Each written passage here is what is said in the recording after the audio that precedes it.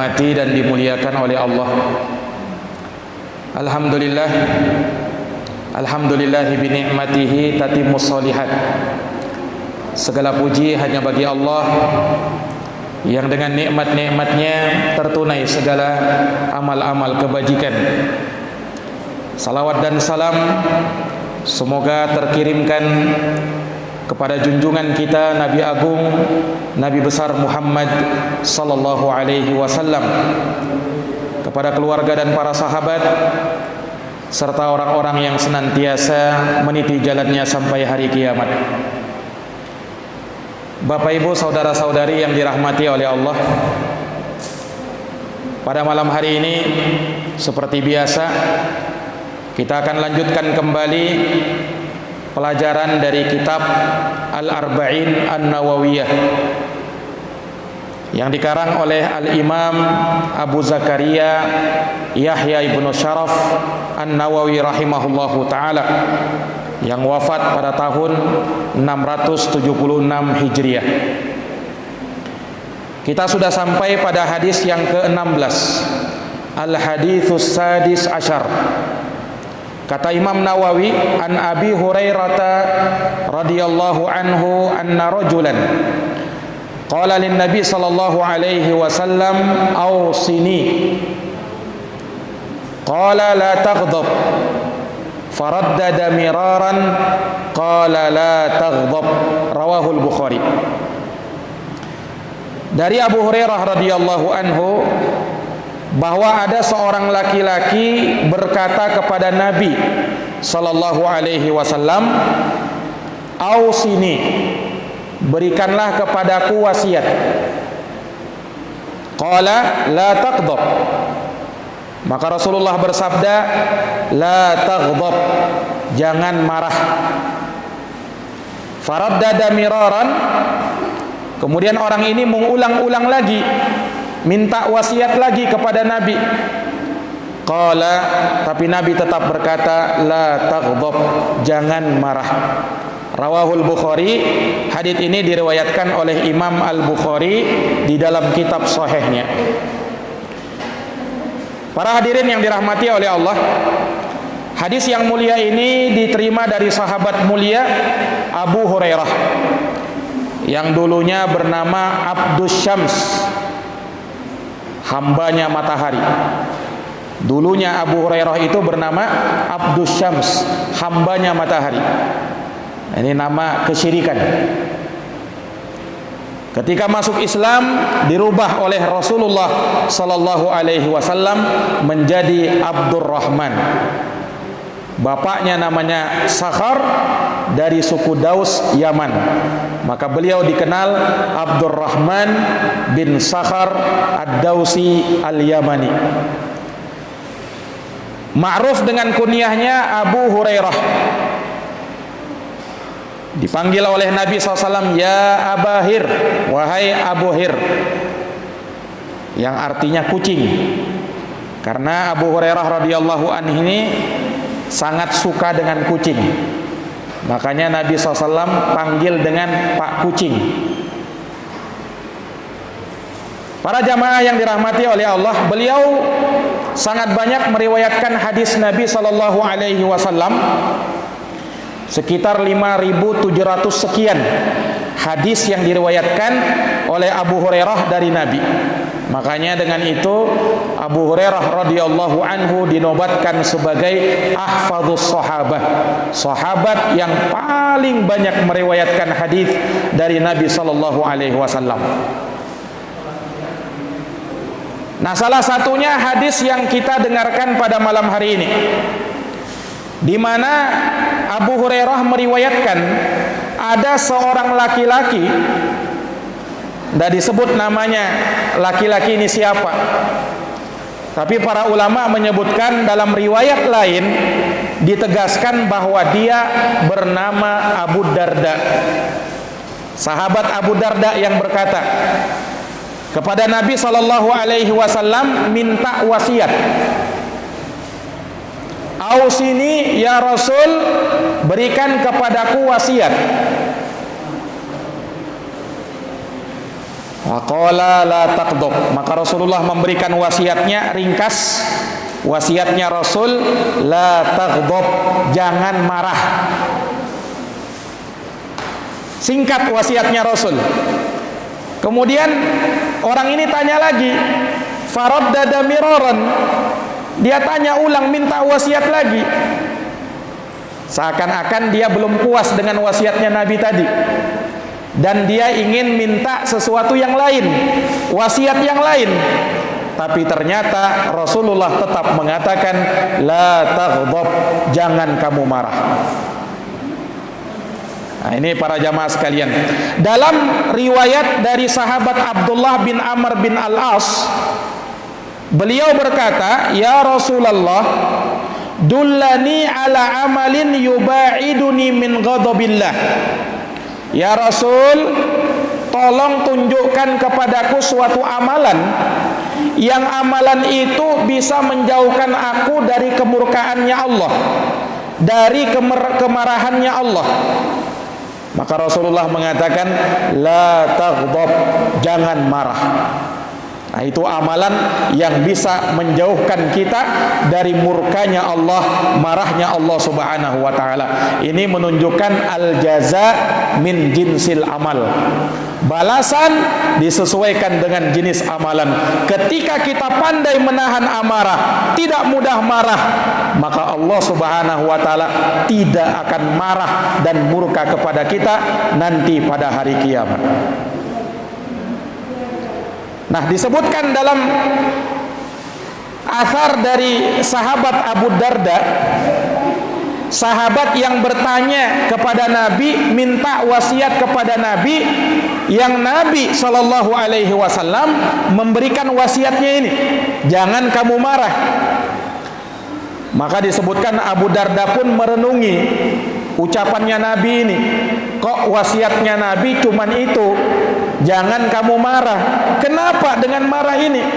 Kata sahabat Abu Darda radhiyallahu anhu, fafakkartu hina qala an-nabi ma qala fawajadtu annal ghadaba yajma'u syarra kullah. Kata beliau, aku pun berpikir, aku pun merenungi apa yang diucapkan Nabi tadi. Ternyata aku dapati bahwa amarah itulah yang mengumpulkan semua macam kejelekan. Segala macam kejelekan bermula dari amarah. Makanya dikatakan al-ghadabu miftahu kulli syarr. Marah itu kunci dari semua kejelekan. Nah, betapa banyak perkara-perkara buruk, kejelekan, dosa dan maksiat awalnya gara-gara marah. Persahabatan yang sudah bertahun-tahun gara-gara amarah sesaat menjadi bubar. Tetangganya di samping rumahnya awalnya baik-baik saja, karena amarah sesaat menjadi tidak akur. Rumah tangganya dikarenakan satu dan lain hal yang ada di dalam permasalahan rumah tangga, karena emosi sesaat jadi bubar. Kenapa? Gara-gara marah. Terjadinya perkelahian sampai pembunuhan, naudzubillah, awalnya karena amarah yang tidak terkontrol. Nah, makanya didapati marah ini kuncinya semua kejelekan. Berawal dari marah, berakibat akibat yang sangat buruk. Karena kan orang marah itu, ya, kalau lihat orang marah itu ucapannya sudah ngawur, tidak terkontrol, perbuatannya juga bahkan seperti itu, kayak orang gila. Makanya pernah disebutkan dari ulama salaf, al-ghadabu awwaluhu junun wa akhiruhu nadam. Marah itu awalnya kegilaan, akhirnya penyesalan. Nah, jadi kalau orang marah itu awalnya kita lihat kayak orang gila dia, marah semarah-marahnya, marah sejadi-jadinya, akhirnya menyesal juga dia. Menyesal dia sudah cerai istrinya. Kenapa? Emosi sesaat. Menyesal dia gara-gara marahnya dia, akhirnya bubar persahabatannya yang dia bina selama belasan tahun. Hubungan kekerabatannya menjadi rusak gara-gara emosi sesaat. Subhanallah. Betul apa yang dikatakan ulama salaf ini. Al-ghadabu awwaluhu junun wa akhiruhu nadam. Marah itu awalnya kegilaan, akhirnya berujung penyesalan. Nah, ini jamaah sekalian yang dirahmati oleh Allah. Makanya pantas kalau Nabi berwasiat kepada sahabat, la taghdab, jangan kamu marah. Salah seorang ulama yang bernama Abdullah ibnul Mubarak, beliau pernah ditanya, wahai imam, ijma' lana husnal khuluq fi kalimatin wahidah. Wahai imam, tolong kumpulkan kepada saya akhlak yang baik hanya dalam satu kata. Kata Imam Abdullah ibnul Mubarak, tarkul ghadab. Akhlak yang mengumpulkan segala kebaikan, ringkas, tinggalkan amarah, tinggalkan marah itu, maka engkau akan menjadi orang yang paling berakhlak. Para jamaah sekalian yang dirahmati oleh Allah, apa maksud dari hadis ini? La taghdab, jangan marah. Nah, amarah itu kan memang manusiawi, Pak. Semua orang pasti pernah marah, ya kan? Ustadz pun bisa marah juga. Jadi marah itu manusiawi. Semua orang pasti pernah marah lah. Nah, terus makna hadits Nabi ini jangan marah, bagaimana maksudnya? Nah, ulama menjelaskan. Nah, maka dari situ pentingnya kita ngaji, baca hadis sesuai dengan apa yang diutarakan ulama, supaya jangan salah paham. Nah, maksud Nabi la taghdab, jangan kamu marah, jangan kamu lampiaskan amarahmu kepada perkara-perkara yang diharamkan dalam agama. Nah, ini marah boleh saja, tapi jangan sampai kamu lampiaskan amarahmu, akhirnya ucapanmu tidak terkontrol, yang kamu ucapkan ucapan-ucapan keji, cacian, makian, gibahan, dan semua yang bisa mengundang murka Allah. Marah boleh saja, tapi jangan sampai dengan marahnya kamu melakukan perbuatan-perbuatan yang merugikan diri kamu sendiri dan merugikan orang lain. Nah, inilah maksudnya Nabi. Jadi jangan kamu marah sampai kamu melampiaskan amarah itu dalam perkara-perkara yang merugikan kamu dan merugikan orang lain. Karena kalau orang sudah marah, ya, dia bisa merusak dirinya dan bisa merusak orang lain. Maka diingatkan oleh Nabi sallallahu alaihi wasallam, jangan kamu marah, jangan kamu lampiaskan amarahmu ke dalam perkara yang diharamkan di dalam agama. Ini makna yang pertama. Makna yang kedua juga kata para ulama, jangan kamu marah maksudnya jangan kamu mengambil wasilah-wasilah, perkara-perkara yang bisa mengantarkan kamu untuk marah. Nah, jangan. Kenapa? Karena kalau orang sudah marah, naudzubillahi min dalik, terkadang perkara yang benar dia anggap salah, yang salah dia anggap benar, yang hak dia anggap batil, yang batil dia anggap hak. Kenapa? Sudah tidak terkontrol lagi, sudah marah sejadi-jadinya, marah semarah-marahnya. Nah, ini para jamaah sekalian yang dirahmati dan dimuliakan oleh Allah Subhanahu wa taala. La taghdab, jangan kamu marah. Wasiat yang sangat agung dari Rasulullah sallallahu alaihi wasallam. Dari hadis ini para ulama menyebutkan hendaknya kita itu banyak-banyak minta nasihat dan wasiat kepada para ulama, kepada orang alim, kepada orang soleh. Ketemu sama orang soleh, ketemu sama orang alim, manfaatkan, jangan lewatkan begitu saja. Minta nasihatnya, minta wejangannya, minta wasiatnya. Nah, sebagaimana sahabat ini datang kepada Nabi minta wasiat. Ya Rasul, berikan kepadaku wasiat. Nah, wasiat ini sangat penting dalam hidup kita, yang bisa kita pegang, yang bisa kita amalkan.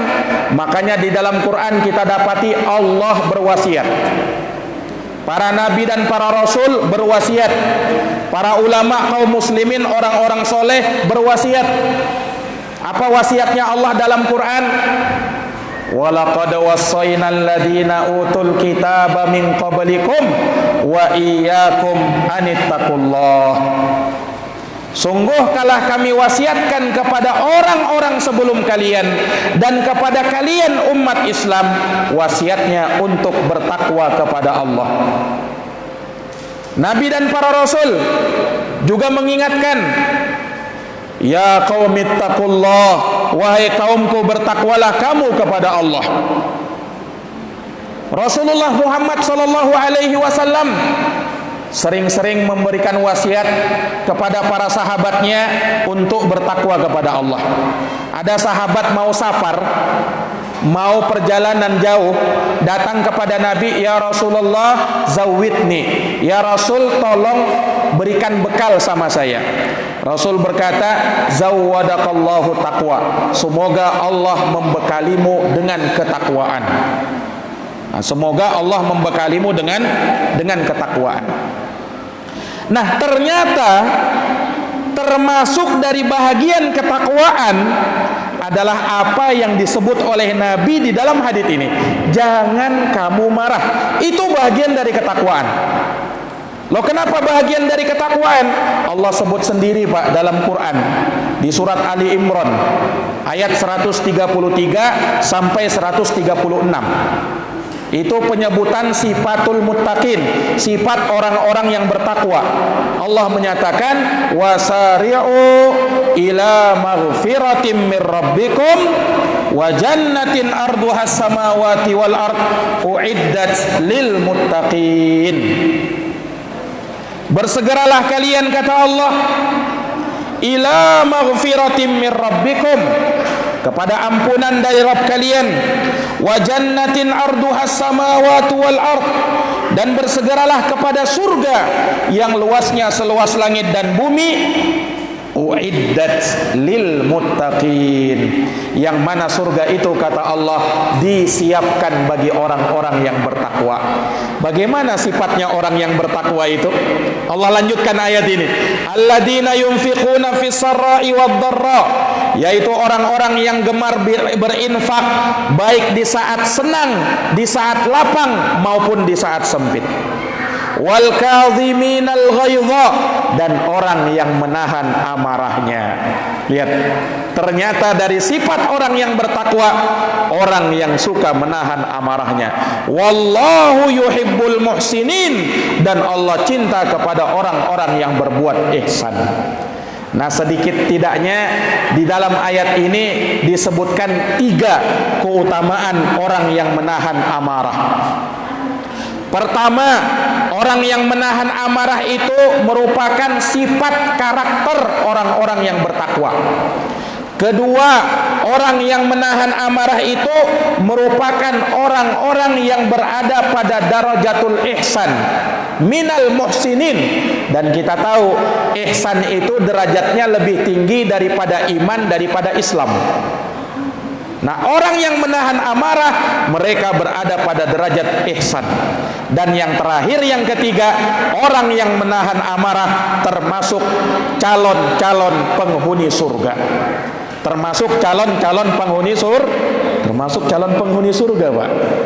Ini jamaah sekalian yang dirahmati dan dimuliakan oleh Allah Subhanahu wa taala. Makanya kalau kita lihat di dalam hadis yang lain, Rasulullah mengatakan, la taghdab walakal jannah, jangan kamu marah dan bagimu surga. Jangan kamu marah dan bagimu surga. Bahkan tidak tanggung-tanggung, Rasulullah sallallahu alaihi wasallam bersabda di dalam hadis Mu'ad bin Anas, kata Nabi sallallahu alaihi wasallam, man qadhama ghaidhan, barang siapa yang menahan amarahnya, wa huwa qadirun ala ayyunfidah, padahal dia mampu lampiaskan amarahnya tapi dia tahan. Apa kata Nabi? Da'ahullahu yaumal qiyamah. Nanti pada hari kiamat Allah panggil dia ala ru'usil khalaiq, di hadapan seluruh makhluk. Thumma yukhayyirahu minal huril aini masya. Lalu Allah berikan kepada dia untuk memilih mana bidadari yang kamu kehendaki. Silahkan kamu ambil, jadikan dia istrimu di dalam surga. Subhanallah. Ini keutamaan orang-orang yang menahan amarahnya. Sekali lagi, bukan kita dilarang untuk marah, tapi kita dilarang jangan sampai melampiaskan amarah kita untuk melakukan perkara-perkara yang dimurkai oleh Allah Subhanahu wa taala. Ucapan-ucapan cacian, makian keluar gara-gara marah. Perbuatan-perbuatan yang haram kita lakukan gara-gara marah. Ini yang dilarang oleh Nabi sallallahu alaihi wa ala alihi wa sahbihi wasallam. Para jamaah sekalian yang dirahmati dan dimuliakan oleh Allah Subhanahu wa taala, hadits ini menunjukkan kepada kita bahwa di antara yang bisa memasukkan kita ke dalam surga bukan hanya dengan kita menjalankan sholat, bukan hanya dengan kita beribadah puasa. Menahan marah pun bisa memasukkan kita ke dalam surga. Nah, terkadang kan kita banyak-banyak berpikir yang bisa memasukkan kita ke dalam surga itu ya sholat kita, ya puasanya kita, ya haji dan umrohnya kita. Betul, tapi ingat ada yang lain, yaitu amalan-amalan yang kaitannya interaksi dengan sesama manusia.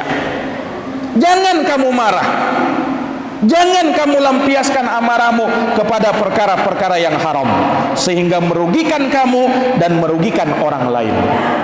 Ini juga bisa menjadi sebab kita masuk ke dalam surga. Nah, ini para jamaah sekalian yang dirahmati dan dimuliakan oleh Allah Subhanahu wa taala. Nah, kalau kita lihat Nabi, bahkan Nabi sallallahu alaihi wasallam Pak pernah marah. Nabi ini setingkat Nabi pernah juga marah.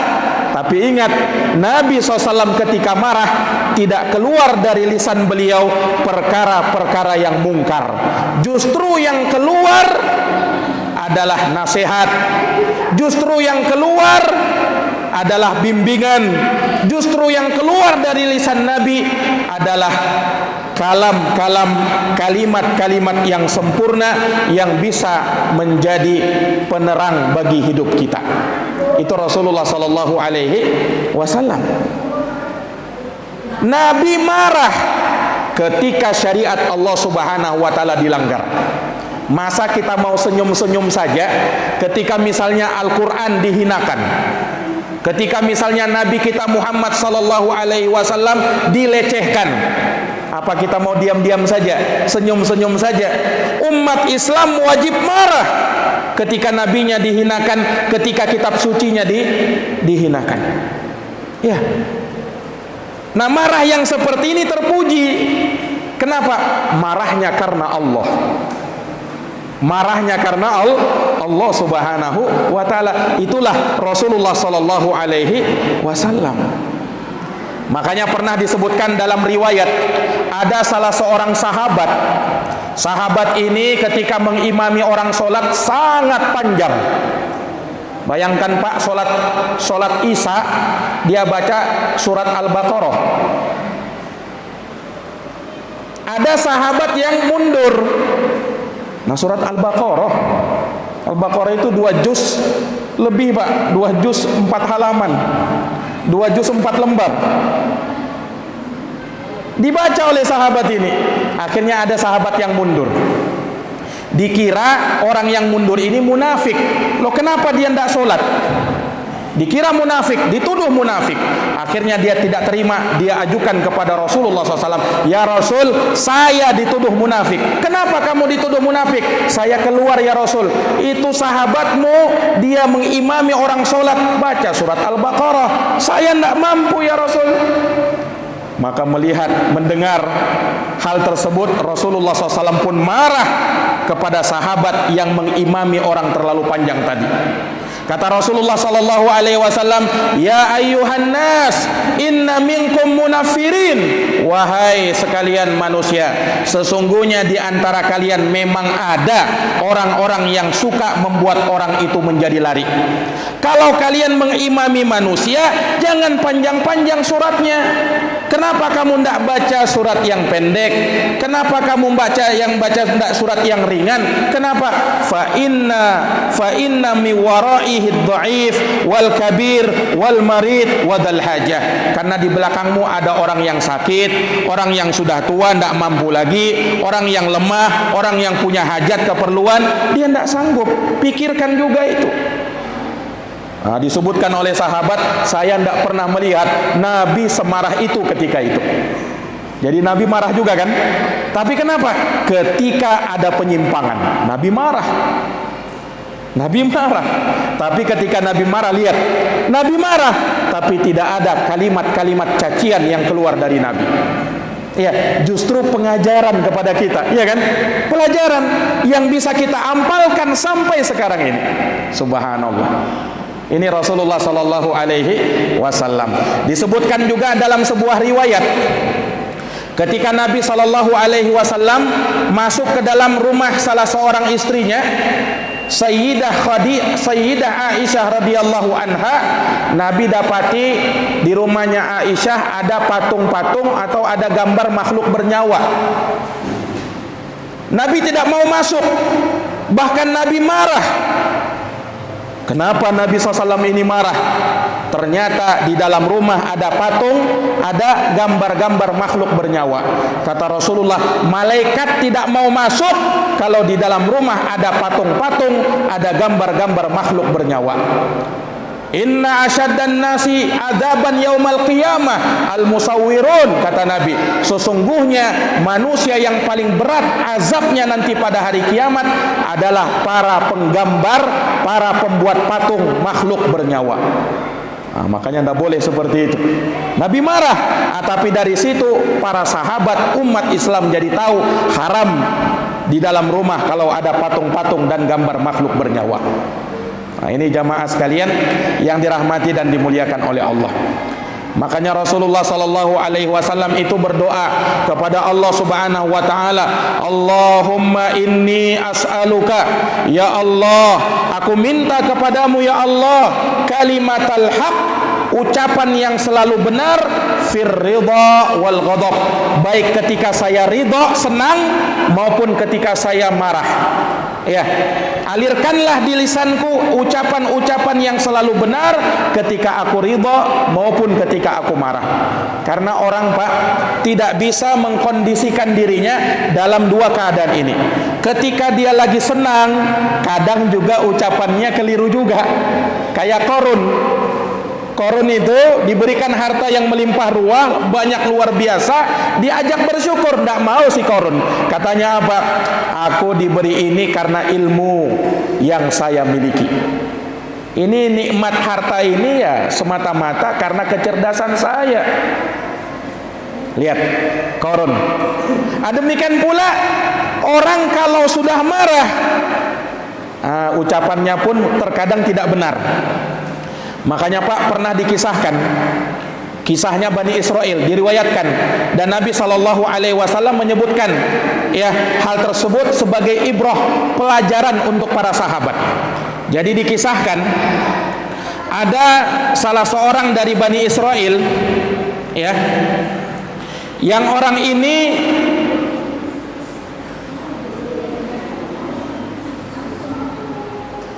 berteman dengan seorang kawan yang ahli maksiat. Jadi dua orang, satunya ahli ibadah, satunya ahli maksiat. Nah, si ahli ibadah ini senantiasa berwasiat kepada ahli maksiat ini supaya berhenti kamu di atas maksiatmu.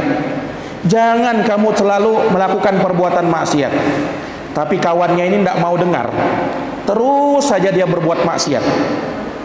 Sampai suatu ketika, Pak, ketika kawannya ini minum khamar, minum yang memabukkan, dia lihat orang ini sudah dinasehatin beberapa kali, dia tidak mau dengar. Maka kawannya yang ahli ibadah ini langsung berkata, wallahi la yaghfiru lakallah, demi Allah kamu tidak akan pernah mendapatkan ampunan Allah. Temannya ahli ibadah itu berkata seperti itu, demi Allah kamu tidak akan pernah mendapatkan ampunan Allah. Karena saking marahnya dia melihat temannya ini ndak insaf juga, ndak tobat juga, dia bilang, demi Allah kamu tidak akan mendapatkan ampunan Allah. Subhanallah, apa kata Rasulullah sallallahu alaihi wasallam? Faghafarallahu lil mudhnib wa ahbata amalal abid. Pada hari kiamat Allah Subhanahu wa taala berikan hakim keputusan untuk mereka yang berdosa, diampuni dosanya, si ahli ibadah justru dimasukkan ke dalam api neraka. Loh, kok bisa Ustadz seperti itu? Kok dia kan ahli ibadah, temannya ini ahli maksiat? Kenapa? Gara-gara ucapannya tadi yang lancang. Dia mengatakan apa sama kawannya tadi? Demi Allah engkau tidak akan mendapatkan ampunan Allah. Ini ucapan terlalu lancang, berani mendahului Allah. Siapa bilang orang itu tidak diampuni oleh Allah? Orang kalau masih hidup belum bisa dipastikan dia masuk neraka. Ya, walaupun kita lihat sedang bermaksiat, bisa jadi akhir hidupnya dia bertobat. Karena kata Nabi sallallahu alaihi wasallam, innamal a'malu bil khawatim, sesungguhnya amal-amal itu tergantung penutupnya. Kalau kita tutup dengan husnul khatimah, surga bagi kita. Nah, makanya jangan memvonis orang.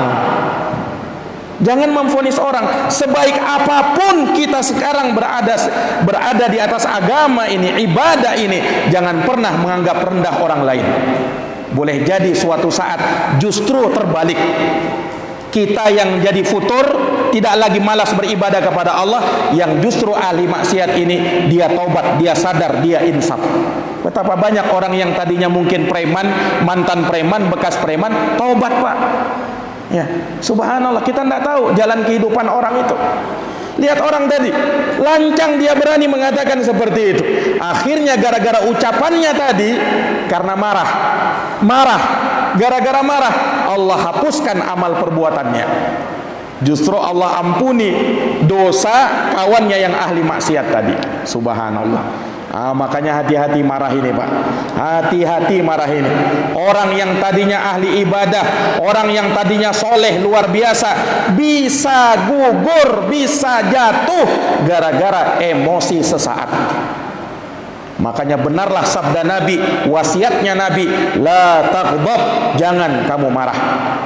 Karena marah ini luar biasa, membuat orang lupa dengan Allah, membuat orang lupa dengan dirinya sendiri. Jamaah yang dirahmati dan dimuliakan oleh Allah, disebutkan dalam sebuah riwayat, ada seorang sahabat. Sahabat ini ketika menunggangi hewan, hewannya lambat jalan. Akhirnya hewannya dia laknat. Dia laknat. Didengar oleh Rasul.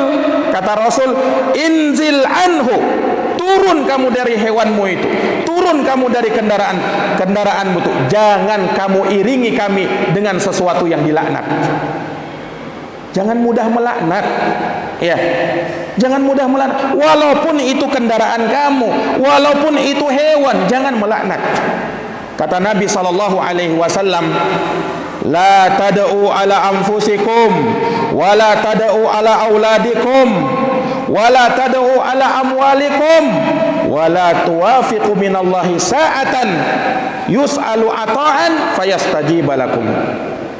Jangan kalian memanggil keburukan untuk diri-diri kalian, untuk anak-anak kalian, keluarga kalian, harta-harta kalian. Jangan kalian panggil dengan keburukan. Kadang kan kita ini kalau sudah marah, main sumpah-sumpah aja. Anaknya disumpahinya. Gara-gara marah itu Pak, disambatinya lah anaknya itu dengan gelar-gelar hewan, ya, nauzubillahi min dzalik. Nah, dibilangnya seperti itu, anaknya sendiri. Kenapa? Marah. Ya. Ingat, ketika kita memanggil seperti itu, terkadang itu bisa menjadi doa.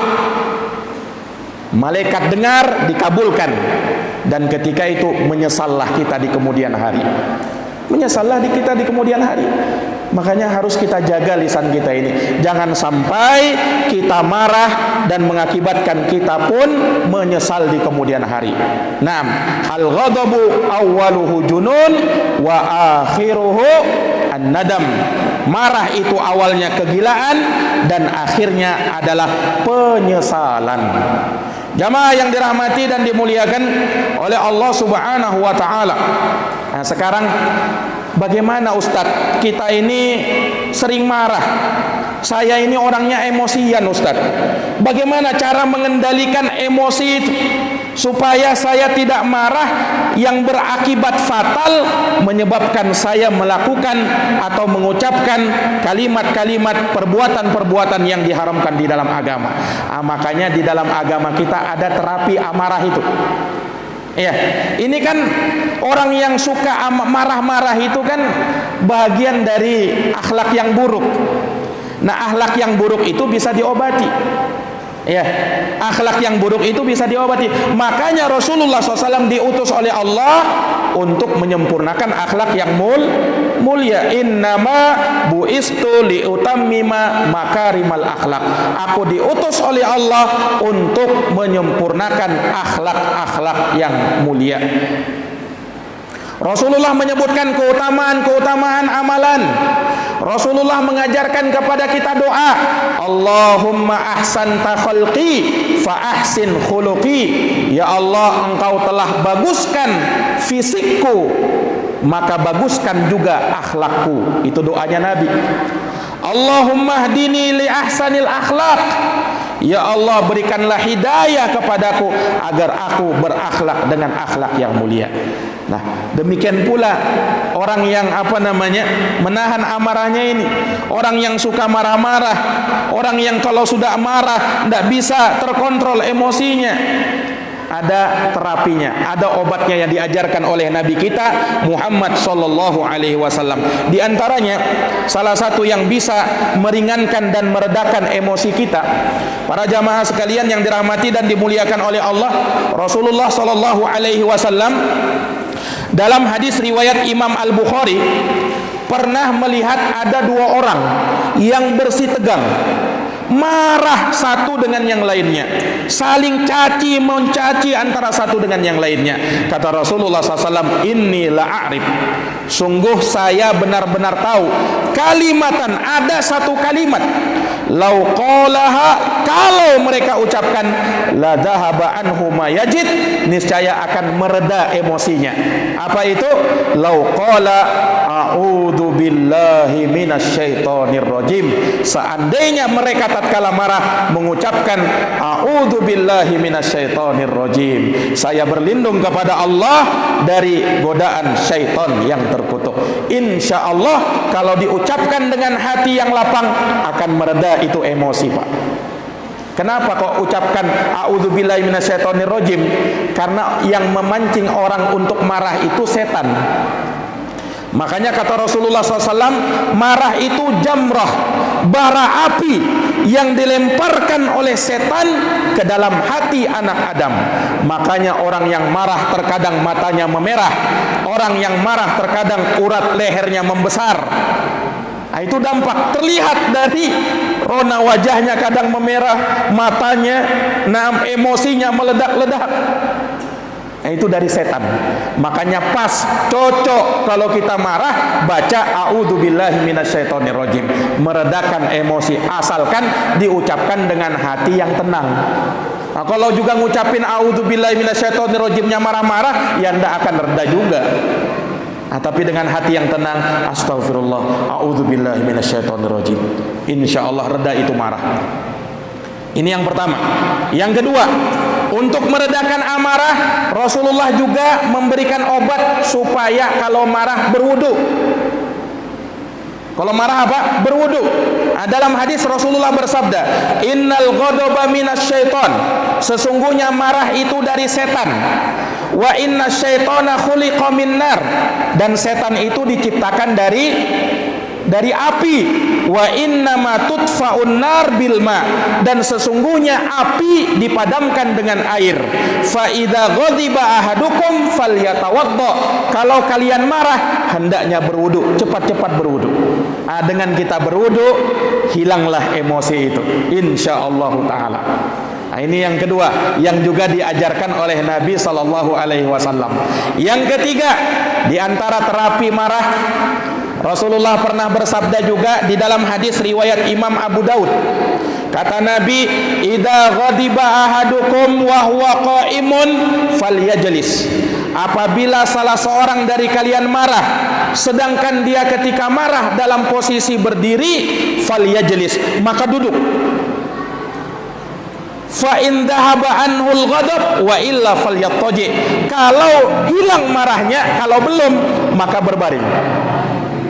Makanya kalau orang marah itu kan ketika posisinya berdiri, wah itu dalam keadaan siap menerjang, ya kan, siap berkelahi. Tapi kalau duduk tenang, apalagi kalau sudah berbaring, reda itu emosi, reda itu marah.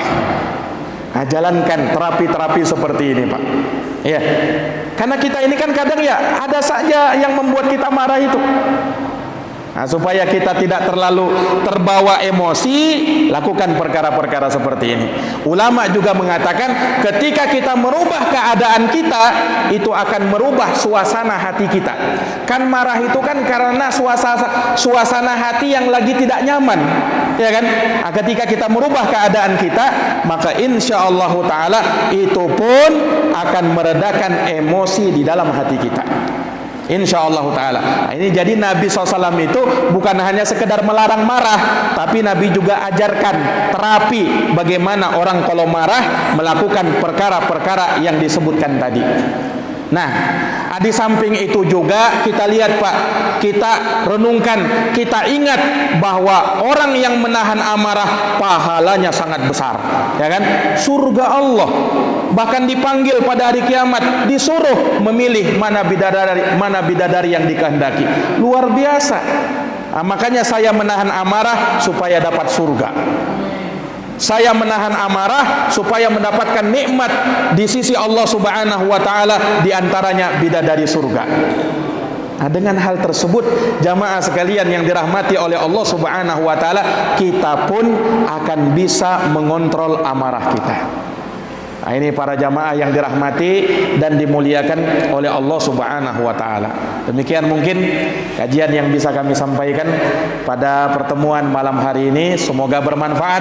Semoga apa yang diajarkan oleh Nabi SAW ini kepada kita, ringkas memang wasiatnya, ringkas memang nasihatnya, tapi luar biasa di dalam hidup kita, sangat-sangat berarti, sangat-sangat bisa memberikan pelajaran yang berharga pada diri kita. Demikian, semoga Allah Subhanahu wa taala senantiasa melimpahkan taufik dan hidayahnya kepada kita, dan semoga Allah Subhanahu wa taala menjadikan kita termasuk dari orang-orang hamba-hamba Allah yang senantiasa mengikuti ucapan-ucapan yang benar, kalimat-kalimat yang hak yang ia mengamalkannya di dalam kehidupan sehari-hari, supaya ia pun mendapatkan keberkahan di sisi Allah. Amin ya rabbal alamin. Bersama kita doa menutup majelis ini dengan doa kafaratul majelis. Subhanakallahumma wa bihamdika asyhadu an la ilaha illa anta astaghfiruka wa atubu ilaik. Walhamdulillahi rabbil alamin. Wassalamu alaikum warahmatullahi wabarakatuh.